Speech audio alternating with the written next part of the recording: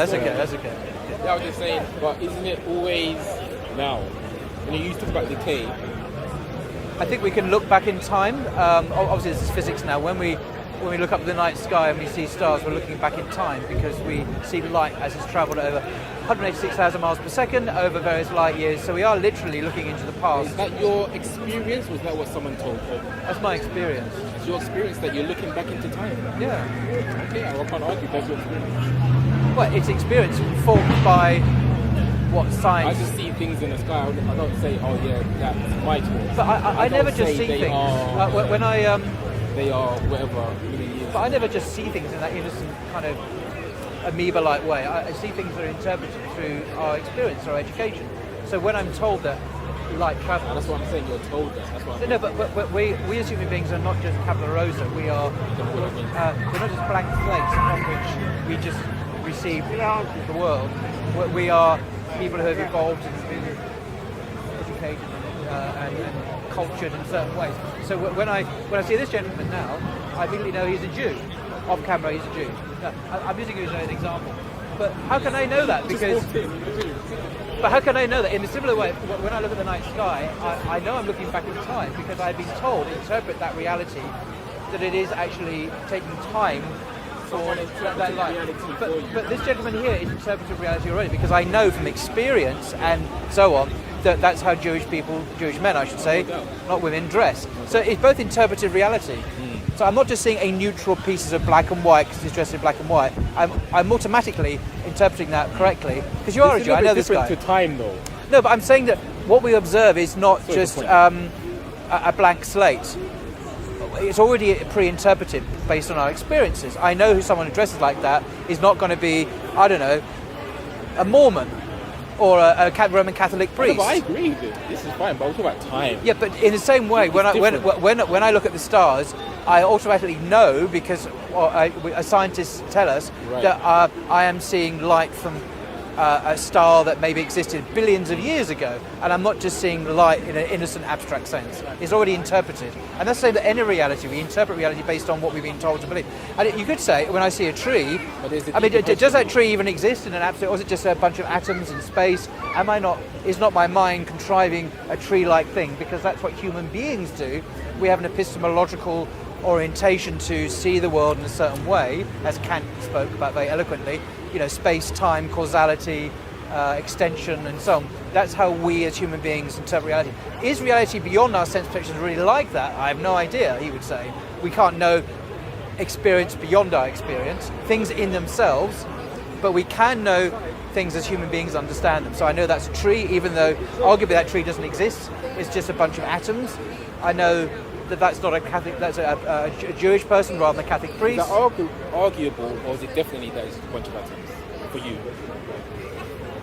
But as I've already said, I'm interpreting what I see based on the knowledge that we have, the knowledge whether it be of an individual, how they dress and what that means religiously, or a tree. It's all the same kind of thing. I hear you, but your direct experience isn't. That's atoms. I'm saying that there's no such thing as direct experience. It's not unmediated by our experiences in a deeper sense. I would say there is, because I would say with Kant that as human beings, in his Critique of Pure Reason, as human beings we bring certain categories of thoughts, certain concepts. You did Kant, didn't you, at university? Yeah. The ethics. Oh yeah, it's not ethics. It's not the no. That's a different book. The Groundwork of Critical Morals, which is a great book. No, categorical imperative and shit like that. No. I'm talking about his epistemology. So as human beings, he would argue we have certain categories of thought by which that are a priori before experience. So we have we understand extension in space, motion, cause and effect, time, and so on. I have 12 categories. Brilliant stuff. And that's how we structure reality. That's what it is for human to be human. Now, whether or not, what are things in themselves? What is that tree in itself? Is a question from his view we can't answer. All we can say is, as human beings, we see dimensions, we see structure, we see extension, cause and effect. The seed growing into. But what it is in itself, we can't know that because it's beyond our categories of understanding. So I think your question is don't mean to be rude, but it's naive. It's kind of a naive realism. We just see things. Well, when I see that tree, do I just see the tree? I think to be honest, you haven't let me speak. You've been speaking most of the time. Okay, but when you said before that, don't I just see the tree? And I'm thinking, no, I don't. I think it's more complicated than that. Oh, but you're making it complicated. But when I said your direct experience is, of course, what is instant. We call that a tree. Yes, we can't say for sure it's a tree. We're just labeling it. We don't know what it is.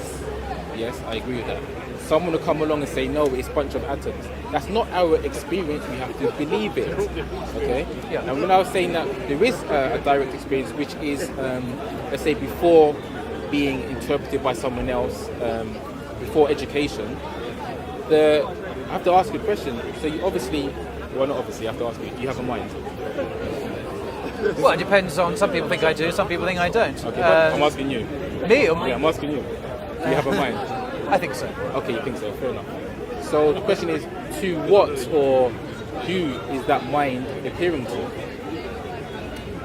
My mind appearing to, it's an experience rather than an appearance. So who is the experiencer of the mind? It's an experience of itself. One can reflect on its consciousness. So consciousness is an awareness of the world around us, awareness of ourselves. And mind is part of that. If by mind you mean conscious thoughts, that is a part of consciousness. Yeah. But consciousness is not necessarily conscious thought. A baby can be conscious and not have conscious thought, perhaps. My chihuahua can be conscious and not have conscious thoughts, arguably. So it's complicated. Yes, but you would say consciousness is essentially what you are. No, I wouldn't say that. Okay, so essentially what are you? Well, at a fundamental metaphysical level, I would say that as a creature, I'm part of the universe that is created by an intelligence, which we call God. Therefore, I am contingent, not a necessary being who is made by God, ultimately. I would say that. But is it not in your experience, again, your experience, because you're, which is fine, of course, you're letting other people define reality for you. You're seeing a star, what we call a star, and someone's telling you it's light years away. You're believing it. When your experience, no, they're actually just things. Some are brighter than others, they're just things, and we call them lights, and we call them stars. In your direct experience, I'm suggesting you're not seeing time, but someone is telling you, of course, a scientist. Well, in that sense, you know yes. what I'm trying to say, yeah. But I'm saying that my perception is it's cognitively rich. It's not cognitively just based on just seeing light twinkle. It's like my perception of the tree or that Catholic, that Jewish guy who was there. It's a cognitively rich experience, based not just on sense perception, but interpreting that perception. So I understood who he was, what he was. It's more than just the colour, the black and white of his trousers and shirt. That wasn't all that I saw. When I saw that guy, I immediately thought, Jewish guy. Right? Or when I see this lady, automatically I think Muslim lady. Yeah. Even though I'm just seeing a hijab or I'm just seeing a coat, I don't think that, she's got that on her coat, therefore she must be, I just think, Muslim lady. That's all I think. That's fine, and I agree with that, but we're talking about time. So when I see that in the sky, in the same way, I don't just think pretty light, I think, I immediately understand that to be, because it's a cognitively rich experience. What? Light travelling through time. So we're literally looking into the past when we see objects in the universe. In fact, that even applies to us here, because time takes time to travel. 186,000 miles per second. If you believe that time is a thing and it moves, I would suggest. I'm assuming that's okay. true. I would suggest that it's always now for you. It's always now. What we call now. What about when I remember what it was like 10 minutes ago? You're remembering it now. But if I'm memorising something 10 minutes ago... No, you remember it now. That thought is now. Okay. The process of remembering something takes time. Now, everything you just said is happening right now. So what is now again? When we talk about... Define now? Well, do you want to go in my actual belief or just the normal... As soon as you say now, you've gone into the past. You're never in the present. Well, you heard what I said. I know. It's always going into the past. No, what I said, that's your belief though. Well, that's my argument. I know. And your belief. And what I said before is essentially there is no now, but because we're talking about certain things, I have to use that concept. So essentially, I'm saying there is no now, because for there to be now, there'd have to be a tangible something called a past, something called a future, for it to be in relation to. For us to say it's now because it's not then, it's now because it's not soon. But if I'm saying there is no soon, there is no past, essentially it just is what is. You can't actually use words. Words are futile. about how far away we are. Deny in what sense? You see, I think I hear you. The thing about time and past, of course, like in a normal everyday talking, of course I would say there's time. There was a time when I was not here, standing here, I was at home. But when we're going deeper into truth, we have to talk differently. You know what I'm saying? So of course, So that's what if you want to make it complicated. we do this, everyone has different ideas of words. We're all agreeing. Yeah. I think we all know. Yeah, I agree. I think we all know what time is until when we try and think about what time is, and then we don't know what time is. We all think we know Yeah, what I time agree. is, and now, I agree. as soon as I think about it, we actually have no idea what time is. Yeah, I Because agree. actually, if you remember in the past, what I said about half an hour ago, exactly that. I said we can't define it when we talk about it. And then you said, we have a concept, as if that explains it. But we have no idea what time is when we really look As at if it it. explains something. I didn't say that. You're saying that. Okay, that's what I understood you to be saying in the past. Yeah. Anyone got any ideas about what time is? Anyone have the time to tell us what time is? There are no. There was only clocks. There's clocks. This is a good You point. turn around with it. This is a good point. This is a good point Did you guys about hear what time and place going together. And this is actually where Einstein comes in, where you can't have start time without. Anyway, I don't want to preempt this. Yeah, so a Yeah, this Sudanese is- artist said This this. is a good point. Place, which is time's twin, has its own distinctive character. Its origin, culture, and colors are inescapable. So he relates that place and time are twins. Yes. This is Space exactly what and Einstein said. time. Space and time, you can't have one without the other. You can have space can't and have time one together. without the other. And we're talking about time as if yeah, it's separate okay. from space, and we can't apparently. That's But I don't know that from experience, of course. But yes. It's so basically it's the same as how being here and being in outer space, time operates completely differently. How we feel it is different. How it is different. Time is relative. Exactly. Again, back to Einstein. And again. relative to what? I don't know. That's what I'm saying. That's what I said to the gentleman here. Relative to what? When we say a change has happened, of course we all say all experience Yeah. change. Well, Yeah. The question is, what is that which is aware of the change? Yeah. What is that fundamentalness? So I suggest would have to be constant. Yeah. You have to be looking at me to know that I'm doing this right now. Yeah. Constantly. Yeah. If you change with me, Yeah. there's no contrast. Yeah. This is why I was saying, your name's Paul, right? That's what I was saying What's your name? to Tiger. That's what I was saying, yeah. Oh, time. Nice. I make me lose my point now. I've never met a tiger before. You said something. Oh, I said that there is a direct, let's say, I'm going to say part, because it's not separation, but I'd say part of you that is before the beliefs and before the education of the mind. And that's that constantness that I'm suggesting that is aware of change. So you you- can't put a finger on it. Are you saying you existed before you were born? If it's constant, you weren't always here. So did you? Could you answer that question? I'm just thinking.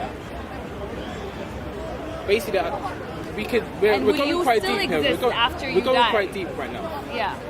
But if I answer that how I really want to answer it, then we're going to go really down a rabbit hole. If Yeah. you really want to go there. I know. I mean, I'm just asking what you. I what know, I'm trying to but I'm just understand. saying that's why I think let's keep it a bit lighter. I don't think you need to understand No. time to live.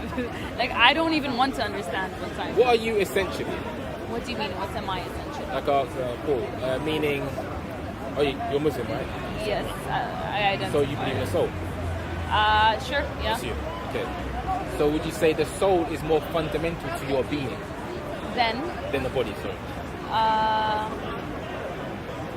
Yes. Okay, right. That's what I mean by Because it essential. survives death, doesn't it? That's what I mean by essential. Yes. So what's essentially you? Okay. I don't know. I think it's not one thing. It's not either or. It's a combination of things.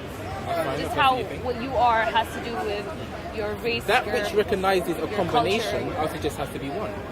has to be one. That which recognizes But there's how two do you things. define that one? That which recognizes there's two things. You said combination. Okay. that. I say that because I can't put a finger on it. Yeah. But that which recognizes there's two things would have to be one. Okay. So I would say the same way you as a Muslim, Yeah. I already know because I come here a lot, Yeah. would say that God is the cause of all, or God is the first, or do you know what I mean? Okay. Yeah. But that's also my Like subjective God is one. truth. Sorry. Oh no, that's fine. That's No, my no, subjective truth. That's fine. But you say God is one, is what I'm saying. That is how I choose to believe and operate in this world. Yeah. But you say God is one. Yes. Of course. Yeah. That's what I'm saying.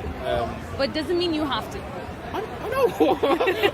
It's fine. That's fine. I don't feel like you're trying anything with me. Yeah, Just having a conversation. But I respect your sincerity. Yeah. That's fine. Yeah. To recognize a combination, of course, is more than one thing in combination. I'm suggesting. Yeah. Saying, I can't say it is.